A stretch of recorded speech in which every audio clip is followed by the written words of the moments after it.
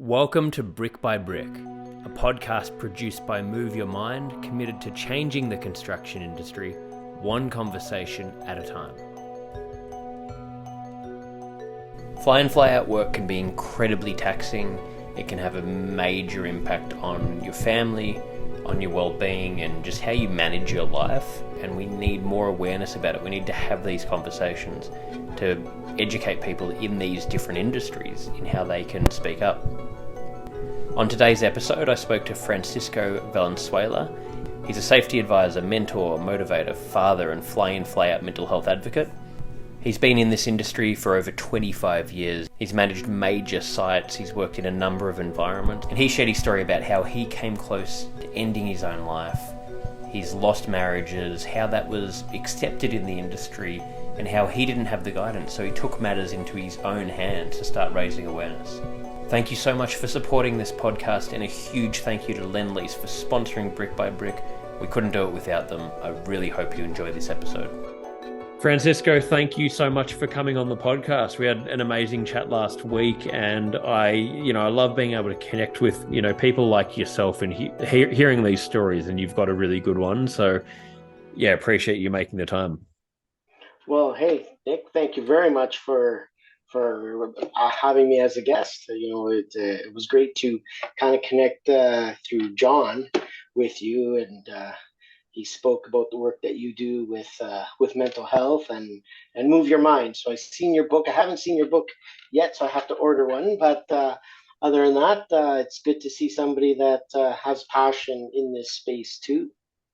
Yeah, well, it's a very big space, and as we discussed, such an important one. It's why we've started this new podcast series, Brick by Brick, where we're interviewing people like yourself that work in construction or related industries. And, it's just something where, and which we'll touch on, I'm sure, we can't do enough because it just needs so much support and resource and conversation. So, really good to be able to talk about these different topics. And I guess, like, as you were saying, a lot of your work is doing, 2 weeks on, 3 weeks on, periods off, and that can be a really tough thing to manage if you're not doing the work on yourself. Yeah, actually. Well, I guess, yeah, I've been living fly in, fly out or FIFO life now since 2000, realistically 2010. And at the time when I got into this lifestyle and this kind of work, like I work in the oil and gas extraction uh, business, so up in a mine in northern Alberta in Canada. And one of the things I realize is we're not really well prepared going into this life. We kind of look at it and, it's very kind of seat of the pants. You all of a sudden, all right, now I'm gone from home, from my family for a period of time. Don't really know what it's like. It's not like a holiday. There's a big disconnect. Family back home or your partner back home says, oh, well, you don't have any of the home duties that you have to. You don't have to parent, you don't have to clean, you don't have to cook. Um, those are things that actually were part of that grounding process that made you feel at home. And then you're at camp, and you work long hours, anywhere between honestly 12 to 14, depending on your day. And and yeah, you don't have to cook, you don't have to clean, but you really do miss home. You're isolated from kind of your natural support networks, and in a way, you do build a surrogate family up at work. And it in some ways that we're not really prepared, and we're not really told how to live this lifestyle, prepare for it, because it has challenges on both sides for your family at home and your partner and your kids and everything. Like, I was married and I had two young kids. So my son Sebastian, he would have been around 7, and then my daughter, she would have been like 4. So I missed a lot of their growing up years, and they don't truly understand why dad's gone. Mm. And And in our industry, it's very cyclical, a lot of boom and bust cycles. So when there's work, you work, and you work as much as you can, because you don't know when there's going to be like a slowdown or a downturn, and then you're not working at all. And it's tough, right? That's a stressor, right? The potential financial strains, even though you make really good money while you're doing this, you know, that's the other part. You're not really taught good financial stewardship. It's all of a sudden, oh, it's great, and you feel like a rock star. You're like, oh, sweet, I can go on vacations, I can buy all the toys, a car, a camper. I think you guys call them caravans over there, or I don't know what We you call do. them. We don't call them campers. We call them caravans. Yeah, Yeah, exactly. there we go. Yeah, so you have all those things, the boats, and then all of a sudden you're kind of stuck in this lifestyle, and we call it the golden handcuffs, because now Yeah. you have to make that kind of money all the time, because you almost spend it as quick as you earn it, and some of it, I'll say, goes to maybe ease some of the. It's a coping mechanism, right? Yeah. You're gone from your family. You want to give them everything that you can, and that's why we go up there and we do this kind of work, is so we can provide. But sometimes we lose sight that the more we give in that aspect and burden ourselves, the big house, the new trucks, the caravans, all those things, is now you have to make that kind of money, so you're gone more. So it's just this vicious circle that you miss out on those times. Like, I had a pretty good heart to heart with my son probably a few years ago, when this lifestyle really started to dawn on me as the impacts of it. Mm. That yeah, I wasn't there, right? And he said, Dad, I had a lot of things, but I didn't want things. I just wanted your time, right? And Mm. that's like, it's heartbreaking, because you sit there and like, man, I missed a lot of really important years with them, because I was working my butt off, right? Yeah. So Yeah, it's a yeah. tough thing, and you can't get that time back. And that's one thing that we all, the most valuable resource. But like you're saying, how on earth are you meant to know this? And you go into this industry, and there's so many positives, and you're doing it for the right reasons as well. You're trying to support a family. It'd be very frustrating where you're trying to do the right thing, you're doing everything you can, but all of these side effects happen because you're just away from the family so much. You're not able to be there, and that's why we need to talk about it, I guess. And like a lot of people probably go into it single at the beginning, and it probably works when you're younger, and then when you start actually trying to develop the other parts of life, I'm imagining that's when the problems really start to happen for, I'm sure, a huge amount of people working that in that environment. Yeah, I guess I'll share something that when I first started working fly in, fly out, and I started working for essentially one of the oil majors of the world. Before, I was just working for contractors working for the oil majors, and I remember going up there and being part of the management team, and feeling pretty good about myself. My career had grown to the point where I could be a um, representing one of these oil majors. And I actually Mm. said to one of these old, grizzled, wily veterans, I said, "Wow, I finally made it. I'm big oil." And he looked and smiled at me, and he says, "Kid, you're not big oil yet." And I said, "Well, what do you mean?" And he says, "You ain't big oil till you've got a divorce or two under your belt." Tremendously prophetic. Um, because as we speak of now, just finished off the divorce number two, so I guess I can officially say I'm big oil, and yeah, there's Wow. tremendous human cost to that. Like, and I had another colleague, and we started talking about this too, and he came up and he said, and he used to be a teacher, right? He used to Mm. be a teacher, and he entered into this field again. The money's better, Mm. uh, and he came up and talking to some of those guys, and a very similar conversation. A guy asked him, "Hey, are you married?" And he goes, "Yeah." And the guy said, "Won't be for long."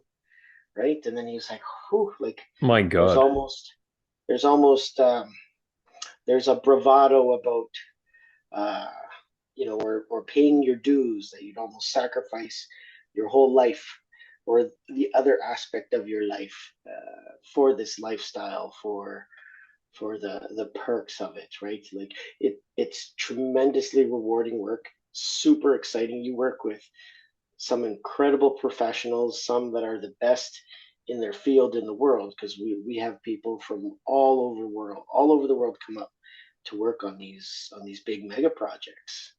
Now I'm operations, but it's a tremendous um, growth opportunity and learning opportunity. It's just that, and I'll be honest, I didn't have any guidance on how to handle the isolation, Mm. the disconnect from family. So what happens is you're very focused on work. You want to do well so that you can provide. You're getting really good feedback from work. Hey, you're doing a great job. Here's a raise. Hey, can you stay like, a few more days, or can you come in a few days early? Yeah, yeah. Oh, here's some more money. While at home, um, your time is reduced. You get home, you're actually quite tired, but you're still kind of connected with work because you still kind of feel like you should try and troubleshoot. Like you know, they don't going into it. They don't tell you to make sure that when you're away from work to almost stay away from work, right? Yeah. Invest in your family and stuff like that. So you're still kind of thinking about work and everything, and then you're at home. You know, you're present, but you're not really available, right? So you're not really there for your family. Like my son remembers, like I'm originally from Argentina, huge soccer fan, World Cup champions. So happy about that. Um, Yeah. Congrats on sorry, yeah, sorry we beat your team on the way there, but that. You know what? and Like our team, like we're not as good. We're not as soccer. We're not as big on the soccer. well, you guys do well actually. So, but Happy for anyways, you guys. Yeah. yeah, yeah. But anyways, I'd come home and I wouldn't really have too much time. So my first couple of days, I decompress, watch all my soccer highlights, and then check out on the scores and the news and everything. And while in the meantime, my son wanted to spend time with me, and I was just Mm. trying to decompress. And to this day, my son hates soccer or football, right? And Yeah. because he says, Dad, because it always felt like you chose that over me. And I was like, Yeah. oh, again, like I'm so glad that he's honest and speaks to me like truthfully like this, because or else I wouldn't have known. I wish he would have said that sooner, but you can't really expect that kind of wisdom and from a child, right? Like he was like, you know, 9, 10, 11, like all these years that I kind of missed because I was at work. And of course, you come home, you're not really participating in the same way. You don't get a chance to reconnect, and then your relationship with your spouse or partner suffers. Yeah. And then all of a sudden, and then they're trying to tell you, and and you're not receiving it. Learning to receive feedback is a skill that we're not really taught very well at times, particularly in relationships. Totally. And then what happens is you're like you get this, oh, you come home and you feel like, wait a minute, I'm providing for everything, and feels like I'm just a heel, but they're missing you, the person, right? Missing you, and but you're not really picking up on that. I didn't realize this till much later on, and then so you're like, well, I'd rather go to work because at least at work they think I'm doing a good job, and Yeah. at home you're kind of frustrated because you're like, I thought I was doing a good job by providing, but Mm. then you realize that if you're not investing in those relationships the same way, you can't take them for granted. That's Mm. one of those things. Like I can speak honestly that marriage died of neglect, Mm. and that can happen because I was very focused on career, progression, and you know, and I always in the back of my head thought, oh, I'll have time later, Mm. and they'll understand. Well, one thing is you never, I actually don't believe anybody ever has time. We only make time for what's important to us. So it's very important to set priorities. And, and It's a great point. going into this industry, Mm, I was like, oh, okay, I'm going to be gone for X amount of time. I'm going to make this X amount of money. Okay, perfect. And there isn't very much guidance into, okay, what it's going to look like. How do you parent and mm, fly in, fly out? How do you maintain relationships? Fly in, fly out, and how are you a good steward of money, right? Because it's cyclical, and then mm. if you have like a bunch of good years in a row, you don't think you think the gravy train's never going to end, and but it does eventually. The bottom falls out every once in a while, and then people are left scrambling. I've Mm. fortunately been able to ride out several of those cycles up here in Canada, so blessed that way. But a Yeah. lot of people, it's not so easy. And then when we talk about um, male stigma, Mm. right, asking for help, it's one of those things that's so hard for us to do. Um, one thing I learned from one of um, Mike Cameron's guests at his men's mental health conference that he held, and it was a group that spoke. They were suicide survivors, and they said one of the things that they felt, and they said, is they wouldn't ask for help, but if help was offered, they would take it. And whether it's that um, you feel uncomfortable asking for help because you're afraid it makes you look weak or uh, incapable or incompetent, um, or just embarrassed and shame, right? But if you're offered the help, you're more likely to grab it or take it. So that's one of those challenges. Having and I've known people that have lost their lives to suicide, and even I can talk a little bit about some of my Mm. journey into that those realms of depression and where it does get really dark because you're like, what am I doing? You kind of lose your purpose, your why, right? And particularly like after, say, like a divorce where Mm. you feel you've failed as a father, you failed as a husband, and you don't know what your life's going to look like because um, you don't know how much money you're going to have to live on. You don't know how much you're going to have to pay out. You want to be good. You want to be good. You want to be noble, and make sure that your family's taken care of, but you still have to take care of yourself too. Of And course. Yeah. oftentimes the way things pan out, it's you're left kind of scrounging for bits yourself. So Yeah. it's challenging. It's again, we don't have those resources available to us. I guess uh, um, John Toomey, he wrote that book, In It for the Long Haul. Like in Australia, you guys are way ahead of us in terms of the fly in, fly out. You guys have had some studies done by the University of Western Australia looking at mental health and fly in, fly out, drive in, drive Mm. out work. So you guys are way ahead of us. Then up here in Canada, I haven't run into a study like that. We've had a preliminary study done specifically on oil sands, and that was kind of a small group with that research. So we Mm. definitely need more to understand what this lifestyle entails for folks and to provide them with the best resources.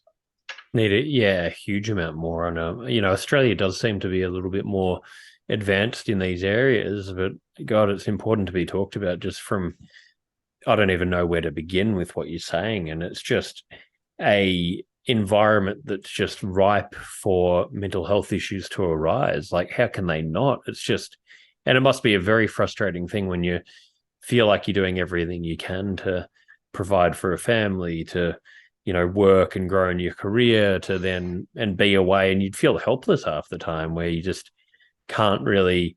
There's only so much one person can actually do in that kind of situation. It's almost like having to accept that it's going to come at a certain cost and be in a relationship where you're really clear on that, and then find ways around it. But I can't believe like what you're saying that, big oil people using this as like a badge of honor. It's like a bragging rights of, how many divorces have you had? You're not real, you know, you're not sort of, you haven't earned your stripes until you've had a few divorces. It's crazy that that's the psychology. Well, that was, and I think I'm hoping that's more of an older school view of it.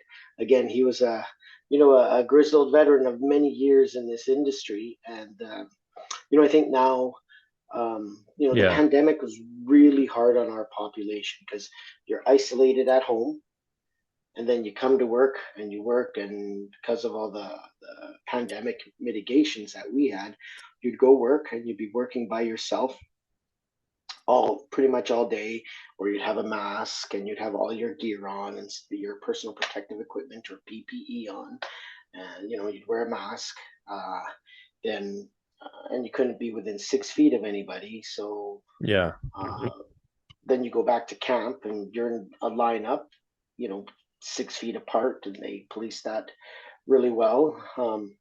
Just because we were deemed an essential service, so we were able to work through the pandemic, which really was a blessing, because that would have had such an impact to so many families and had such tremendous financial repercussions. Mm. Um, because how do you can't make up that kind of income doing stuff on the side, or even with the No. government assistance that was given at the time. People would have lost houses if we would have had to shut down. But one of the things was, is you're isolated at work, then you come to camp, you get your food, and Mm. our dining halls were shut down, right? Because they didn't want people to congregate. So then you'd eat alone in your room. The gyms were shut down, My you God. know. So like all those outlets, so you're by So what yourself, and what do you do when you're by yourself? How do you pass the time, or how do you stop yourself from getting too lonely? How do people cope? a lot of it was people had to FaceTime or talk on the phone with family members. Or I think that's when the big explosion of everybody getting Netflix, Yeah. Paramount, Amazon Prime, like all the shows, right? I think you a lot of TV was watched, Yeah. probably video games and things like that. But it just took away all that human interaction with people, Yeah. and Yeah. then just the worry, right? So we had folks. So our site, and not sure about the folks in Australia how much they know about Canada, but we're like a really big country, and we have a lot of people from Yeah. all across the country. The East Coast, they had what was called the Atlantic Bubble, and if you flew into those provinces from outside those provinces, you actually had to self isolate for 14 days. So, Mm. folks, originally we were on 10 days on, 10 days off rotation. Then we got moved to a 16 on, 16 off rotation to allow Mm. these people to fly home, be able to spend like one day, at least one day together with their families, while still obeying the pandemic rules, Mm. the COVID restrictions. But a lot of them, I know one fella, he didn't go home for over 6 months. He just stayed in a hotel in Jesus. in Edmonton, because he'd go home and he'd have to self isolate, so he still wouldn't really be able to see his family. Wow. So very Unbelievable. isolating, yeah. And it was really hard, really, really, really hard on people, because there were no outlets here at work. Like, we did the best we could, I think as companies and organizations, as we all learned kind of trial by fire how to manage this. But the impacts on our people was really hard, and that's kind of what started Mm. a lot of my journey in exploring what was going on for people, was how much I was noticing people were struggling. So I kind of started sharing my story and my struggles, and found a lot of people started opening up and sharing theirs. And then ran into that, found that Australian study and looked at it, and was like, hey, this is pretty, it's quite similar to us, right? It's the same kind of work, Mm. same kind of lifestyle and everything like that. And what what we are seeing, what I was seeing at my site, mirrored what I'd read about some of the findings in Australia, in Mm. terms of suicide rates are higher, and depression rates are higher in our populations than compared to the general population. Um, you know, issues with stigma in terms of particularly men, right, asking for help, getting help, and Mm. all those things for mental health. Um, and yeah, and then was able to spoke to the leadership and like my boss in my company, and we actually trialed bringing up a counselor to site, Mm. uh, to have one actually located at our remote site so people can see them, and we did it for a year. um, and yeah, we had coming up to site every other week for about 4 days, and we still got 300 and over 368 sessions that the counselor gave. Like, it's just kind of aggregated data, and 155, at least 155 of those sessions were people that had used mental health service for the first time ever in their lives. Wow. So it was making a difference, and it is Yeah. does make a difference to our people, especially reducing the stigma and people. Hey, you know what? If I treat my mental health like I treat my physical health, like nobody gets upset with you and looks at you as if you're broken. If come New Year you sit there and say, hey, you know what? I'm getting a personal trainer and I'm going to the gym. Everybody's like, yeah, right on, right? Exactly. But Exactly. we have to get away from that process of or thinking that, oh, if somebody's going to see a counselor or something like that, that there's something wrong with them. It's a tool. I don't know how to No, fix well, everything on my car. I take it to a yeah. mechanic because they have the training. Lendlease is proudly sponsoring the Brick by Brick podcast. They're committed to the health and safety of their people and those they work with, and have been acknowledged externally for their focus on providing healthy workplaces. Lendlease is certified as a globally healthy workplace in recognition of their focus on employee health and well-being. In addition, Lendlease won the multinational employer category at the 6th Global Healthy Workplace Awards. They have a holistic approach to health and well-being and continue to grow their focus around mental health. Lendlease genuinely care and are out there not just to make a difference in their organisation, but in construction and society as a whole. We're very proud to have Lendlease as a sponsor of the Brick by Brick podcast. Exactly, I agree. And like you're saying, it's no different to if we don't look at anything weird if it's about a physical thing, I need to go exercise or this or that. It's no different. And every human is at some point going to have problems with their physical health and problems with their mental health. And we just need to know how to deal with it. And we need to get it to that point where people can understand this is not something to be embarrassed about. It's just part of being a human, like you're saying, the maintenance of it. And I really like the fact that you're such a leader where you've shared your own story and encouraged others, because really what I've been doing for the last 12 years has just been sharing my story, sharing other people's stories, encouraging conversation. And it's the most effective thing I've seen, because we're all similar, and people are suffering, but they feel ashamed or embarrassed to talk about it, or they tell themselves that, why is it harder for me? What's wrong with me when everyone else is okay? But they're not. We're just not talking about it, and we just want to relate. So it's so important. And I think one key message is, when it comes to mental health, there's only one thing that people should not do, and that's to do nothing. Just do something, take some sort of step, some sort of action. Uh, so yeah, it's so important. All the stuff you're doing and talking about. I just want to say, thank you to you for what you're doing, and you should be really proud of being such a leader in an industry where it would be really difficult to, in so much stigma in your industry, to step out and talk about that. So yeah, I think it's fantastic.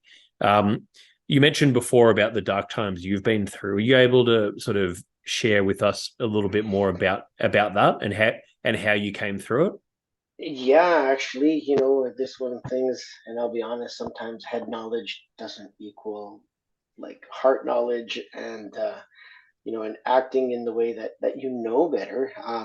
So like my divorces have been very hard on me. Like, I guess my first divorce, you know, like I said, you feel like, at least I felt, I'll speak in I statements. I felt like an abject failure, right? And I felt like my only worth was that I earned a paycheck and I provided, and that was the sum of my worth. And is yeah, so I was pretty dark times, and had a lot of thoughts to harm myself, and even a couple of attempts. Um, kind of, I guess those ones there, I kind of muscled through those Mm. on my own because I was too embarrassed to share. Like I didn't, I got divorced or separated, and we decided on divorce about the same, roughly 2 weeks before my big sister passed away. Uh, and so I couldn't tell my parents what was going on in my world because they uh, they were um, they were Mm. dealing with the loss of my sister, so I didn't want to burden them with that. And then I was so ashamed, I didn't really tell anybody Mm. what I was going through. And in all honesty, here was a fella that makes pretty decent living, and almost to quote Chris Farley, as I was living in my truck down by the river Mm. for several months till I knew what I was going to have to pay and all that, because I didn't want to leave.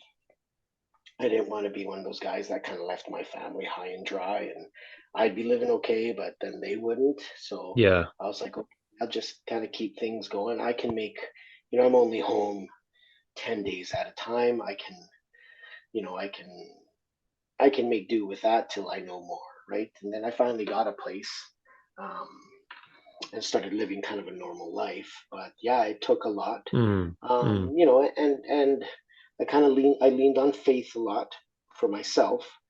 That helped me get through some dark times, and ended up meeting somebody, and then yeah, then I got married again, and yeah, things were really great in the beginning, and then what happened there was the time away again, and that's one of those things is I thought I'd had it figured out for the Mm. second go around, um, but as during the pandemic, our time apart Mm. grew more, so a little bit more of a disconnect.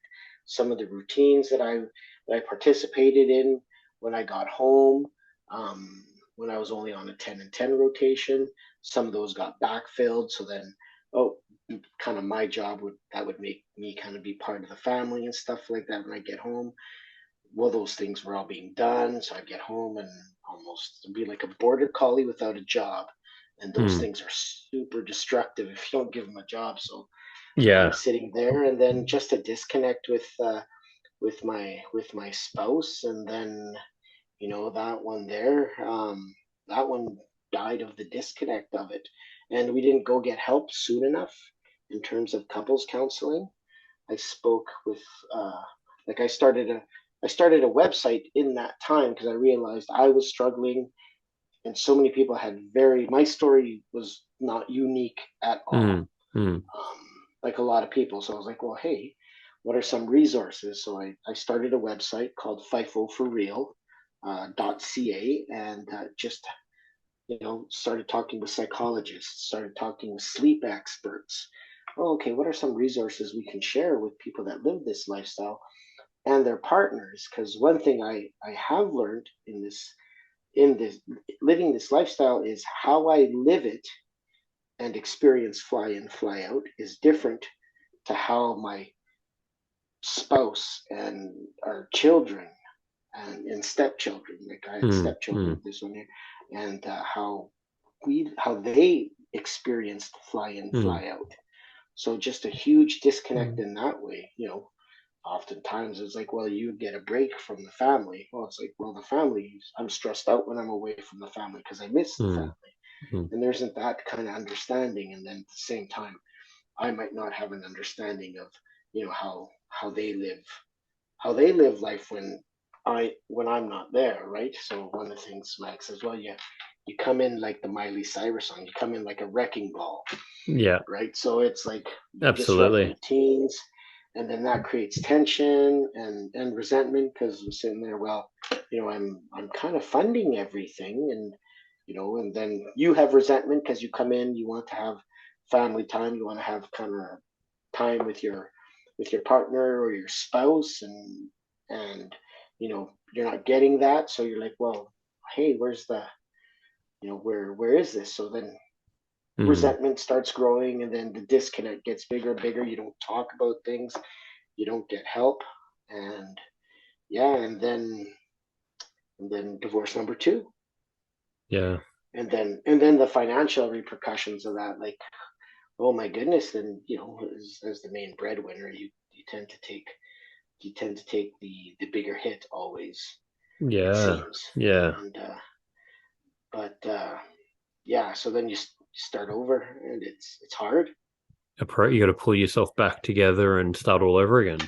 Well, exactly, and that was the hard part for me. So for me, again, that journey, right, is I felt terrible. I was like, well, with the financial ask plus the what I was paying for my previous marriage, I was like, I actually wouldn't have enough to live or get by on. And you know you feel anger, you feel betrayal, because you're like, how can this person that once supposedly cared about each other could ask for something, like ask for that, and then knowing what a person's situation is and say, well, wait a minute,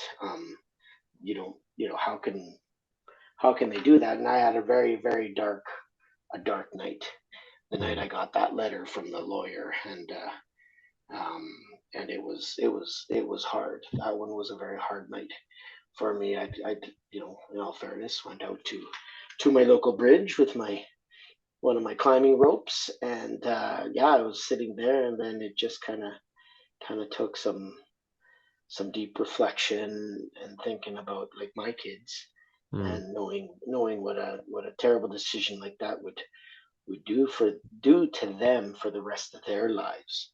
Yeah. So I was like, whew, all right, packed it up, went back, and then that's when you start having to go through the painful process of talking to lawyers to dismantle something that you didn't think you'd ever have to dismantle, and then also protect your interests as best as you can, so that you can build a future down the road, right, when that time comes.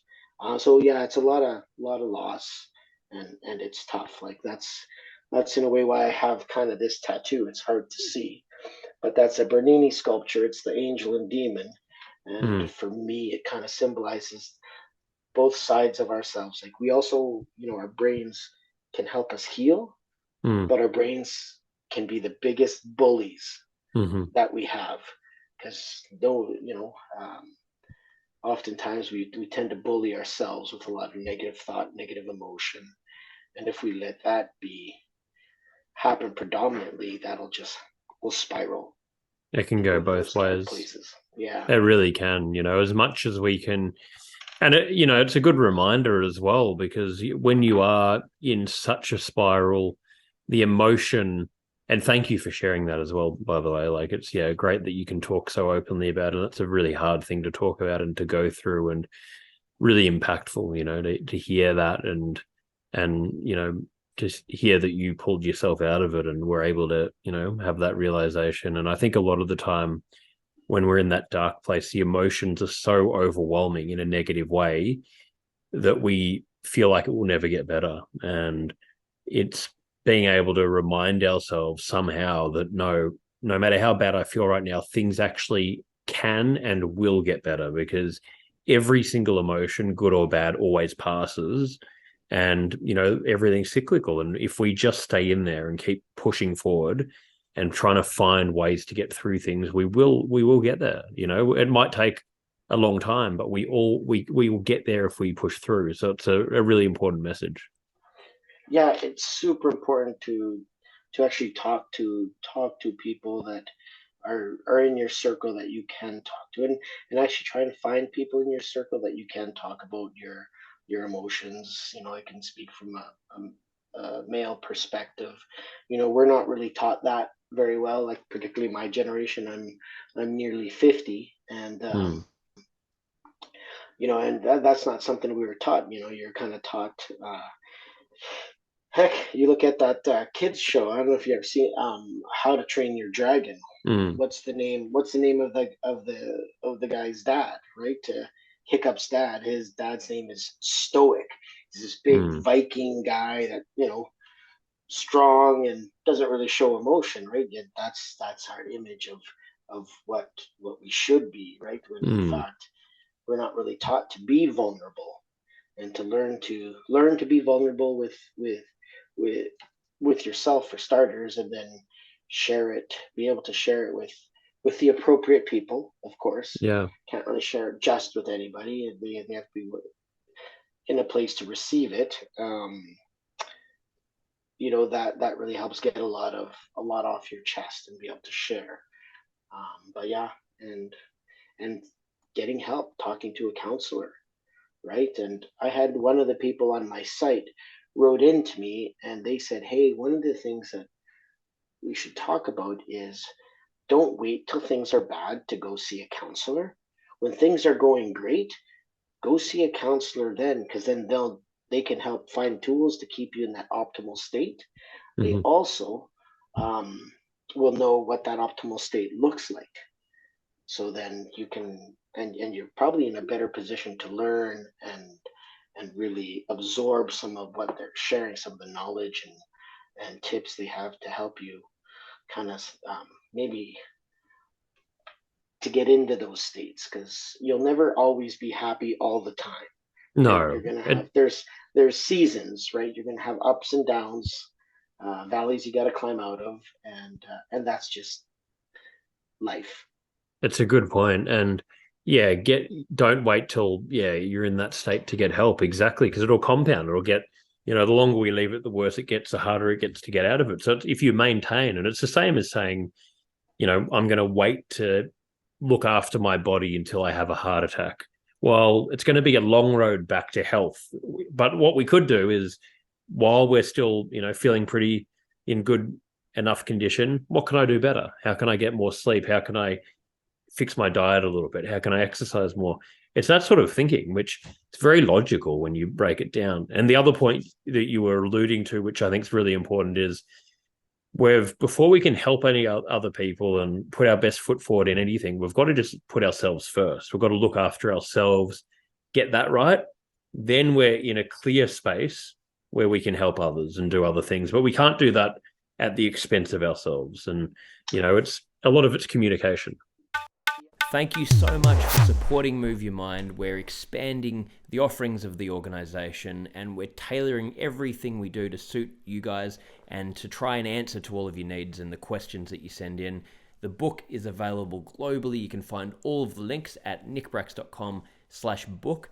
And we've just released the Move Your Mind community. We've currently got a men's community group, a women's community group, a general group. We're going to be loading up other groups. And you can find all of the links at moveyourmind.me. This group's been created based on the needs of what we've heard and learnt throughout running Move Your Mind. And we have live events, we've got courses, we've got huge amounts of value, the ability to share information, share ideas, work in groups together to grow and share your learnings, to learn about different topics. You get email reminders. There's a whole lot of features in there. We're constantly updating it, and we're so excited to share it with you. You can find all of the information about it at moveyourmind.me. Yeah, and the other thing too is and I've realized is we can't and in a way we shouldn't help others in this aspect. Maybe I hope it comes out right. Is thinking, okay, if I help somebody else, I don't have to worry about helping myself, type of Yeah, deal, right? Because yeah, oftentimes it's exactly. always easier to be there for someone else than it is for yourself. So I Yeah, guess that's that part. Because sometimes we might feel selfish, or um, it's a yeah, very and good think, point. well, wait a minute, should I be doing this? And that's that sacrifice part where a lot of us would rather sacrifice ourselves than then somebody else we could help and things like that. And it's like, well, let's make sure we're in the right headspace to help people. And if we're not, maybe it's just a matter of sharing our struggles and not fixing anything, but just listening, holding space.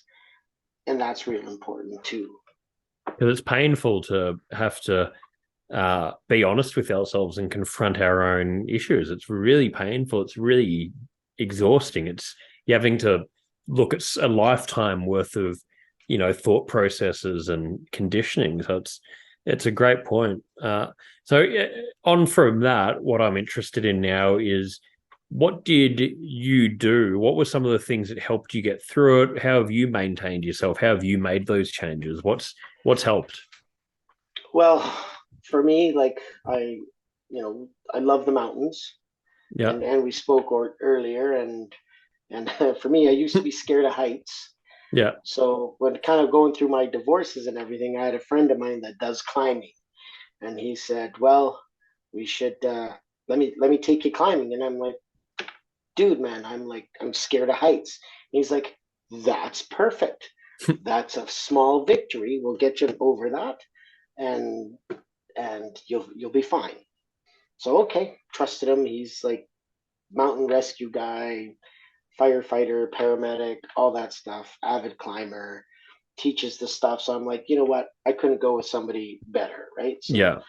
started doing that to overcome some of those fears, and then that little victory helped me build on some other ones. And then it's be proud of the victories you have, even the little ones, right? Like say you're in a really dark, shitty spot in life, a place in life, and maybe getting out of bed that day is an accomplishment. Man, celebrate that accomplishment. You got out of Hmm. bed. Hmm. Maybe you couldn't the day before. You got out of bed today. Be Totally. proud of yourself and That's a celebrate all great those little. point. That's a really good point. I love that.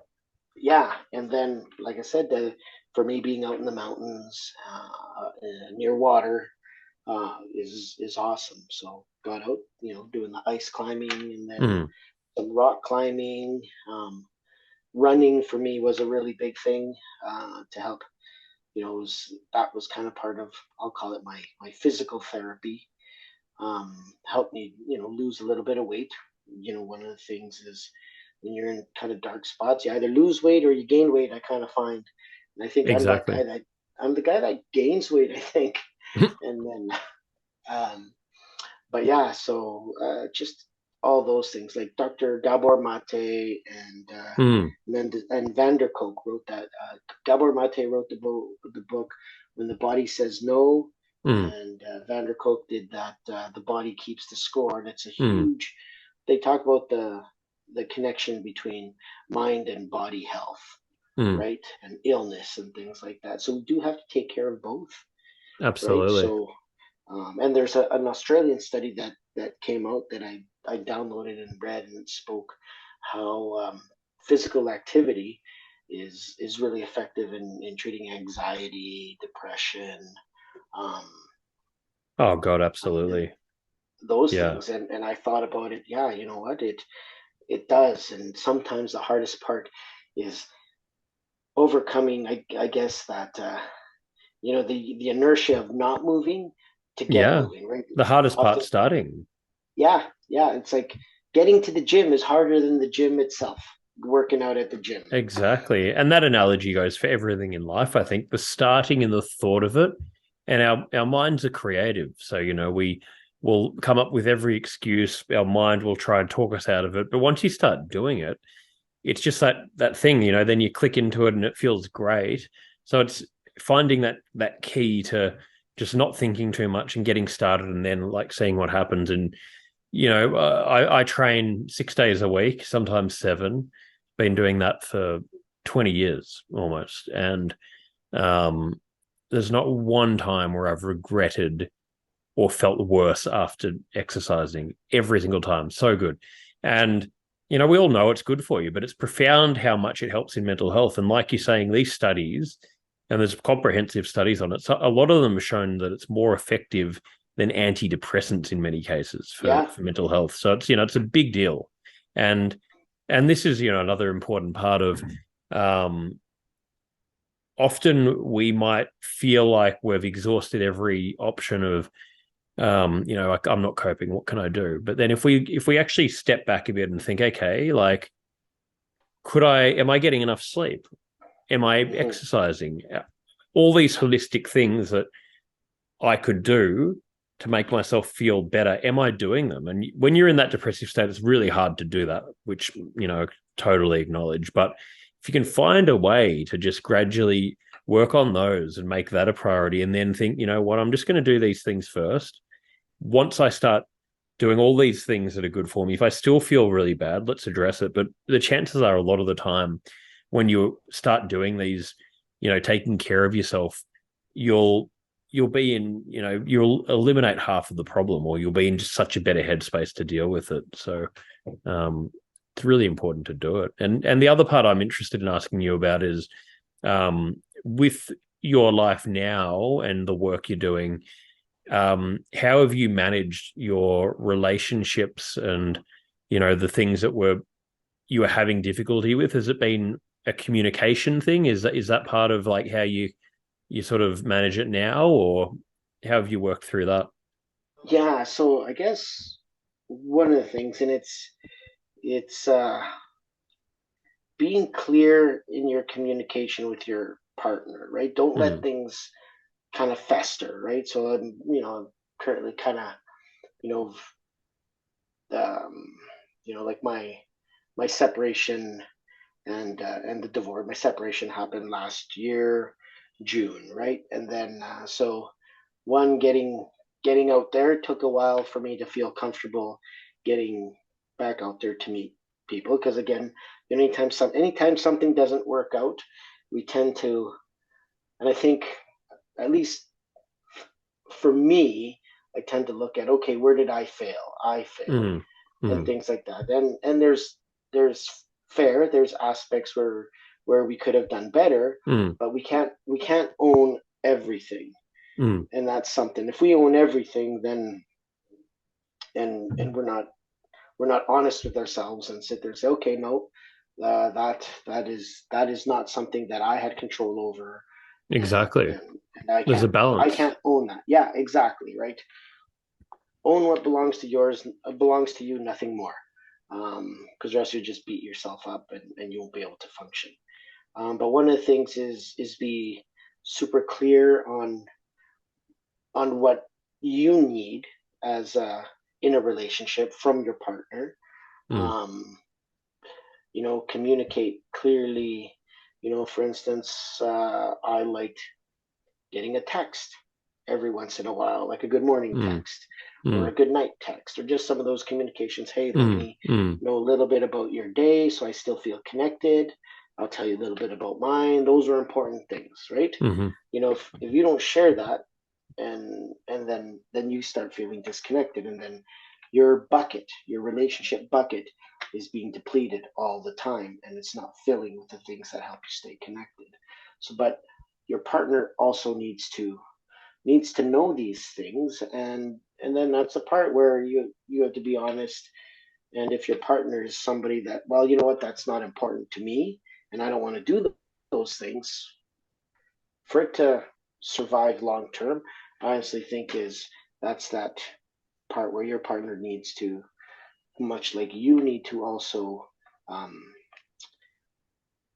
you know give a little and take a little and things like that, right? You compromise, yep. I guess. So be willing to compromise for your partner, and they need to be able to compromise for you. If it's all just one direction, drawing out of your bucket, or you're always drawing out of theirs, it won't work ever. Mm, And the longer you're in that, I think it just becomes more painful when it does finally fall apart. Um, yeah. so that's the challenge. So know, yeah, have those open lines of communication and talk about the goals. Mm, Okay, what and ask, what do you think, for fly in fly out, what do you think my life looks like mm, up at work? And then mm, I'll share with you what it actually is like. Mm. and then tell me what your life is like at home, and so that way I kind of understand it too, right? I think all that helps with that connection. I think that's a Um, really great way to look at it. Yeah, to approach it. well, I look at it, relationships like a garden, right? You've got to water the garden, pull out the weeds, right? You got to weed the garden. Um, Weeds can be like, okay, unresolved arguments or issues, or so you got to weed those. You also have to spend time in the relationship, right? So that's something, Yeah. and particularly with people in my age bracket, you never hardly ever meet anybody that hasn't been married before or doesn't have Mm. kids, and and uh, and that's great. You know, but the one thing is, there has to be the relationship has to be given some priority Yeah. at times, not all the time, but if all of a sudden, um, if not, then you don't get that closeness, No, and exactly. then when the kids leave, you're still kind of strangers type of deal, right? So, Yeah. uh, and the kids also need to understand, you know, okay, the nature of the relationship, that okay, they're going to leave, right? So, like my kids would understand that, okay, my partner is very important to me. That if she's the one that I'm going to spend the rest of my life with, I have to invest into that relationship as well as the one with the kids, and everything has its seasons. Yeah. I think that's a great answer. Well, no, thank you for being so open on this. And really, yeah, I think you've got a great story, and I'm sure it's helping so many people. And I know by talking on here and to our audience, it is going to help a lot of people that listen to this. So, really appreciate it. We finish every episode with 5 closing questions. So these are just sort of quick, short answers. So whatever comes to mind for these. The first one is, what's your best childhood memory that comes to mind? My best childhood memory. I got to go on what I felt was uh, a mountain climb with my dad. We were on holidays in BC in the mountains. Looking back now, it was just a small trail, steep trail up a hill. But it, to me, as a 7-year old kid, it felt like I climbed a mountain, like it was Mount Everest, and I did that with my dad. And there was an element of danger, but we were okay. I That was love a great those. memory. I love those ones. Yeah, that's great. What do you think is the biggest burden on mental health in the construction industry? The stigma to reaching out, Yeah. honestly. We're terrible at asking for help, particularly men. We're terrible about asking for help because we feel shame, and it makes us feel like we're not strong enough, good enough, competent enough, capable enough to Yeah, figure it out on our own. that's a really good point. What's your personal definition of happiness? Who Being able to uh, so here, Viktor Frankl, right? Uh, a man with a why can bear almost any how. If you're doing, Mm, if you're living a meaningful life, and that means to me, I'm pouring into my kids, I'm pouring into my relationships, mm, right? I'm doing work that is meaningful to me. Um, that is happiness, and being out in the mountains. yeah, And that's my that's gratitude, right? Gratitude is very important. yeah, exactly. Gratitude's so important. Mountains, being out in nature, is so important. I love that. I love that quote. That's so profound and so important. That's such a great quote that you just mentioned. So I've got two more here. What are you most afraid of? Whew. All right, I'm most afraid of, honestly, the I guess the walls and the barriers I put up myself to, Mm, and I'll say this in a relationship standpoint, because being stung twice in a way with is and starting a new one is not having these walls and barriers up so that you don't actually express affection, love, Mm, gratitude, and appreciation for the person because you're afraid that it might end. that's Right. So great. I guess that's that part. I guess I'm afraid that I might be my biggest barrier to that aspect. Great point. Yeah, that's really good. Really true. Final one. What are you most proud of? Honestly, I'm most proud of being able to share with my son, to have that responsibility with or the relationship with my son, that he can talk to me about hard topics, things that and questions that he might have and doubts that he might have, and yeah, that we can have those hard conversations, and that I think he's going to be a good man and a good partner because he's learning to communicate in those ways. That's really, really beautiful. So thank you so much for making the time. This has been really, really good, and you've got a great energy about you. And like I said before, it is definitely helping people. And you never know how many people, even in your workplace, how many have benefited from what you're doing. So as a final thing, where can our listeners go? What's your website, the FIFO website? We'll put that in the show notes, but yeah, where can they go to access that? So yeah, so it's just FIFO, FIFO, the number four, and then real, REAL.ca. Great. And right there, we've got some podcasts, got some blogs. We have some more content in there. There's a link to Mike Cameron's Connected Men Mm, network, and that's like a men's group where actually we talk about emotional fitness, and that's a really big thing. Yeah, have some just some resources with lawyers, sleep experts, like I said earlier, and mm. hopefully it helps people. It's targeted primarily to people living this fly in, fly out lifestyle. Oh, that's great. Well, again, anyone listening, I'll have the link to the website in the show notes here. And thank you again, mate, for coming on here. Love the work you're doing, and I'm sure we'll stay in touch. And yeah, Yeah, really for appreciate sure. it. No, thank you very much. Thank you so much. You bet. Take care. Thanks to Francisco Valenzuela for joining me today for Brick by Brick.